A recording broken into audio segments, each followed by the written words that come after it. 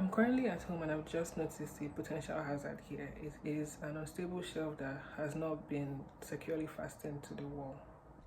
As you can see, this shelf is unstable and it wobbles when touched. This is a hazard because it could easily fall if too much weight is placed on it. Anybody who uses this closet, like me or any guests I have, would be at risk. If this shelf collapses, it could cause injury, especially if it falls on somebody's head. Also, the shoes and the boxes stored on this shelf, if the shelf should break or fall, it could cause even further injury.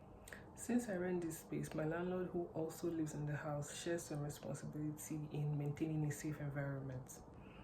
As a property owner, my landlord has a duty to ensure that permanent fixtures such as shelves are safely installed. However, I have just become aware of this hazard in the course of doing this assignment, and I use this closet regularly. So I also have a responsibility to inform my landlord and also to avoid putting any heavy items on the shelf till it's securely installed. My landlord may be at fault for not ensuring that the shelves are properly installed, but since I'm now aware of the issue, I should also take steps to either fix it or communicate the issue to my landlord.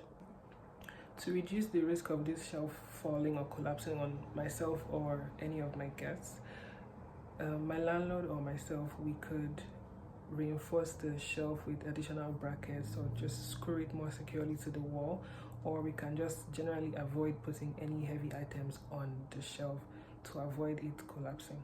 A possible defense in this situation would be assumption of risk. So now that I am aware of this unstable shelf, if I continue to put heavy items on top of this shelf and continue to use these closets regardless, if anything happens, the defense could argue that I knowingly took on the risk of having the shelf collapse on my head. Also, if I have a guest and I have informed them beforehand that I do have this unstable shelf in my closet and they go ahead to use the closet and something happens to them, the defense could argue again that this person knowingly took on that risk, so they have limited or no liability to the issue. Now I'm at Freshco at McCowan and Ellesmere, and I found another hazard.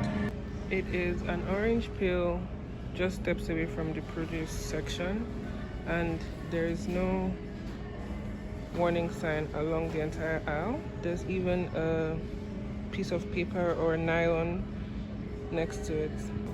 This is a hazard because fruit peel or any type of fruit particle on the floor, in this case a soggy orange or clementine peel, can cause people to slip and fall. The customers are at more of a risk of falling and potentially suffering serious injuries like bone fractures or fatal head injuries.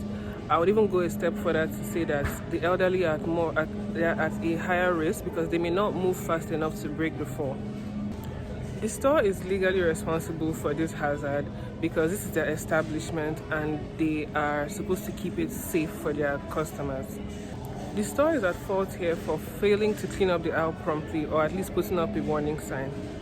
Because of this, anybody that actually falls due to this peel can sue the store for damages or for repayment of their hospital bill. They could prevent such an issue by training the staff to constantly check the aisles to see if they're clean and hazard-free. They could also at least put up a warning sign that there's a slip hazard here, or there's a peel that is yet to be cleaned up. The store's defense is most likely to be contributory negligence. This is when the defense argues that the plaintiff has some fault in the issue.